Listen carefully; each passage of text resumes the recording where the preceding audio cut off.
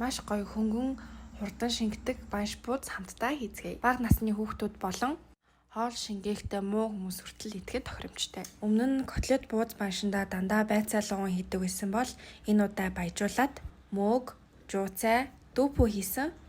Бараа мах ашигласан учраас сүлд нь хоньны сүл хийсэн. Гэр бүлийн гишүүн бүр идэхэд тохиромжтой байх үднээс зөвхөн давсаар амталж өгсөн. Нэмээд сармис цагаангаа 2, 1 цайны халдварыг хийсэн.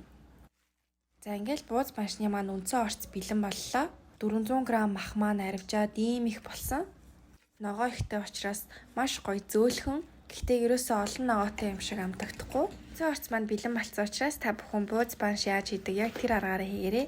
Анх хэдхэн банш чимэгчээ гэсэн чинь мах маань айгүй их улам 50-60 банш хийсэн. Сүүлдээ бүр залхуу өрөөд нэг хэдэн буузнууд хийгээ шаарж идлээ. Жохон муухай чимэгцэн байна.